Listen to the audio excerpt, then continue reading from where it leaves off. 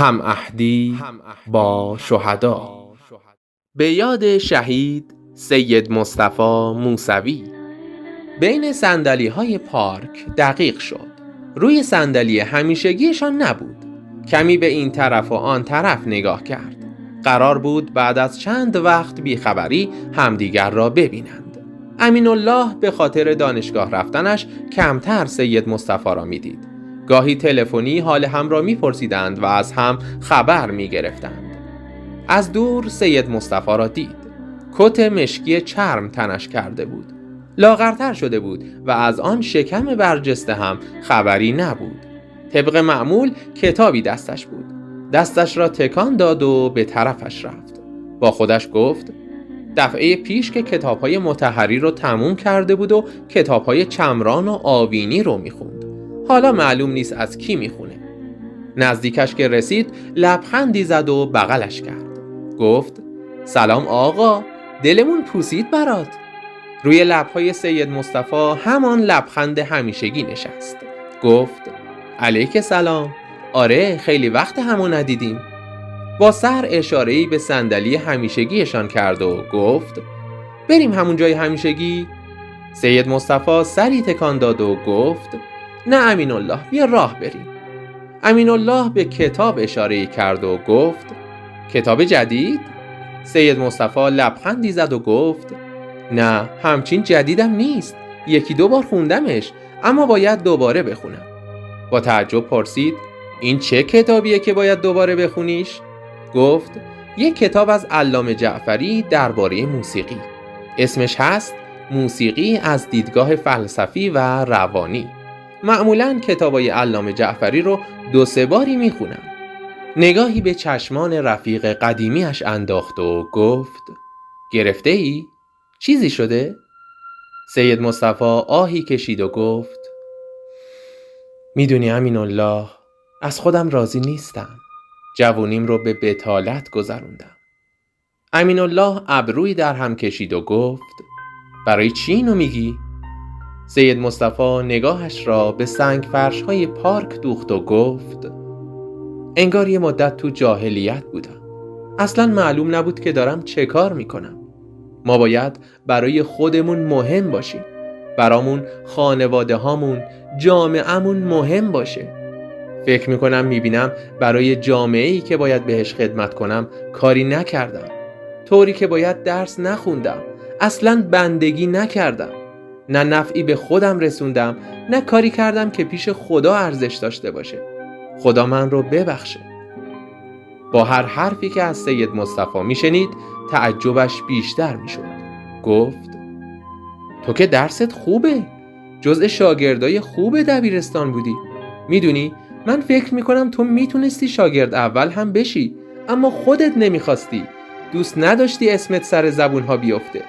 تازه پارسال هم که دانشگاه قبول شدی، امسال هم که 2 جا قبول شدی، هم فیزیک دانشگاه دامغان، هم مکانیک دانشگاه آزاد، اونم تهران. چرا اینو میگی؟ سید مصطفی همانطور که نگاهش را به زمین دوخته بود گفت اون طوری که باید میخوندم نخوندم، جوری که بشه به کشورم خدمت کنم. اما دردم از اینه که تا حالا بندگی نکردم. گفت یعنی چی بندگی نکردی؟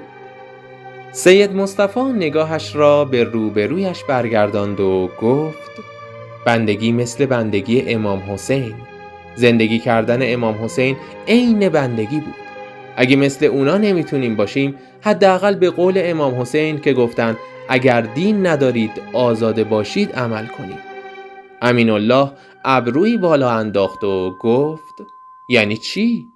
سید مصطفی بی معطلی گفت لااقل وقتمون رو بی خود هدر ندیم. برای زندگیمون برنامه داشته باشیم. نگاهی به سید مصطفی کرد و گفت خب برنامه هم داریم. میخوایم بریم سر کار. سید مصطفی لبخندی زد و گفت کاری که با منش امام حسین جور باشه همون کاریه که شهدا کردن. هم خدمت کردن هم بندگی. از کشورشون دفاع کردن و خدا هم خریدار عملشون شد و شهید شدن. چیزی که باعث شد منش اونا منش حسینی بشه اطاعت پذیریشون بود. اونا اهل اطاعت کردن بودن. اطاعت از ولیشون، اونم اطاعت محض. ساعتها به حرف گذشت تا از سید مصطفی جدا شد. وقتی به سایه او که در میان درختها ناپدید میشد نگاه کرد، احساس کرد رفیقش چقدر بزرگ شده.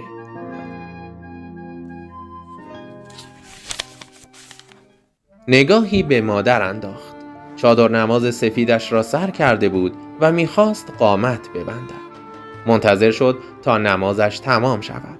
وقتی مادر بلند شد، مهرش را گذاشت جای مهرش. جای مادر نشست و شروع کرد به دعا خواندن. کار این چند روزش همین بود.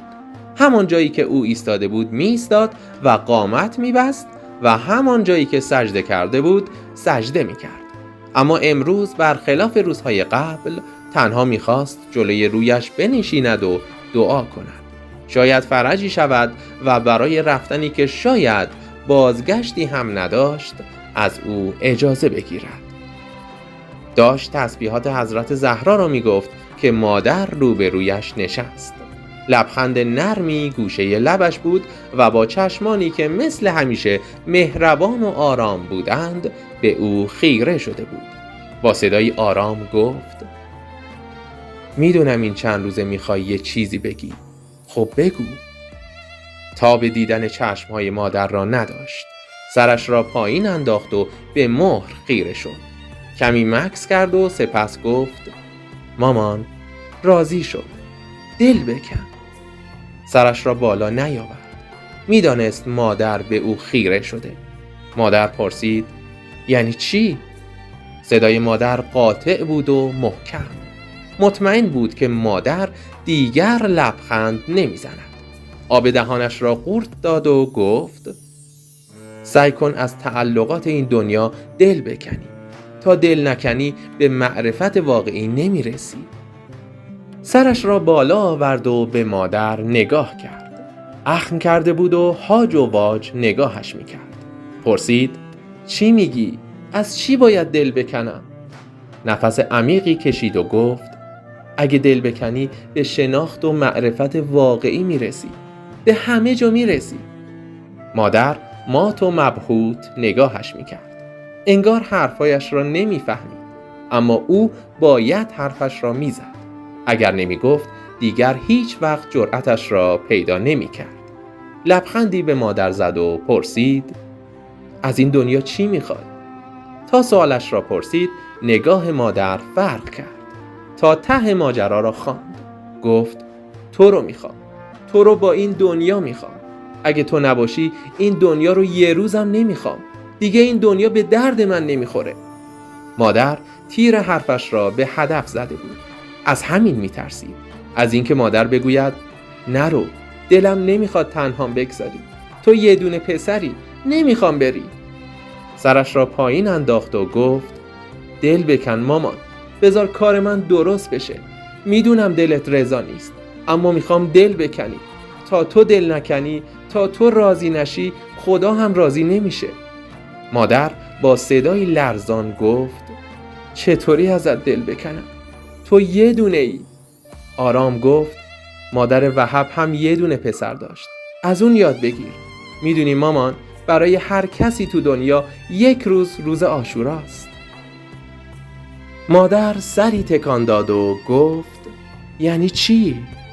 لبخندی به مادر زد و گفت: زمانی که روز عاشورا امام حسین گفت هل من ناصر ینصرنی، اونایی که رفتن رستگار شدن، اونایی که موندن هیچی ازشون نمونده. مادر با تعجب به اون نگاه کرد و گفت: مگه تو صدای هل من ناصرن شنیدی؟ نگاهش را از نگاه مادر گرفت و گفت: میخوای بهت چی بگم؟ اگه اجازه ندی من تا آخر عمر کر میشم.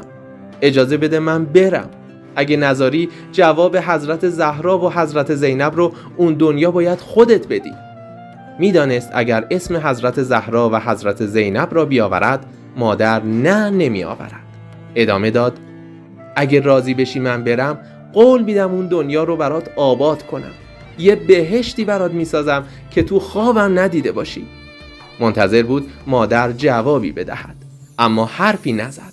وقتی نگاهش کرد دید اشک در چشمانش حلقه زده. با خودش گفت اگه جواب مامان نبود اما و اگه می آورد. رضایت داده که گریه میکنه. خدایا شکرت که راضیش کردی. شکرت. روحش شاد و راهش پر رهرو باد.